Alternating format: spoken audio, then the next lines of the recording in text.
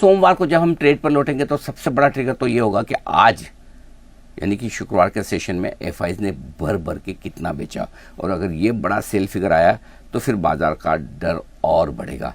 22,700 22,800 के आसपास हल्की फुल्की सी रुकावट है, वहाँ रुक गए तो ठीक, नहीं तो सीधा 22,500 550 तक गिरने की तैयारी सोमवार को ही हो जाए तो बड़ी बात नहीं। लेकिन अगर ज़्यादा गिरावट ज़्यादा बिकवाली एफआईज की तरफ से ना हो या फिर घरेलू फंड थोड़ी दमदार खरीदारी करते हुए दिखे तो फिर एक बार फिर से निफ्टी ऊपर में 23,250 23,350 की रेंज को टेस्ट करने की कोशिश अगले हफ्ते कर सकता है।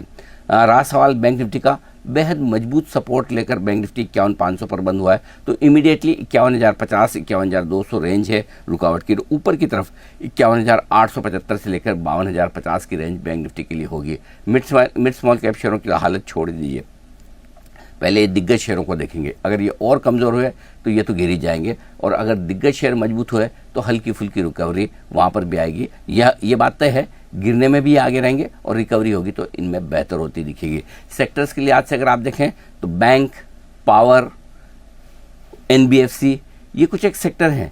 सीमेंट, ये बढ़ने में आगे रहेंगे। और घटने की बात करेंगे तो वही अंतर्राष्ट्रीय बाजारों से जुड़े हुए आईटी, मेटल, ऑटो इंसुलेट, इनमें गिरावट ज़्यादा रहेगी। इसके अलावा एक ट्रिगर और बड़ा होगा, वो है अमेरिकी बाजारों का।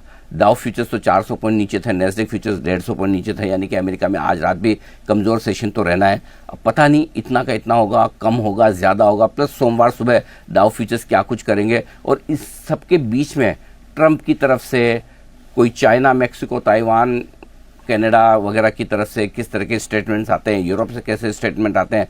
तो अब तो मामला पूरा खबरों का है, स्टेटमेंट्स का है।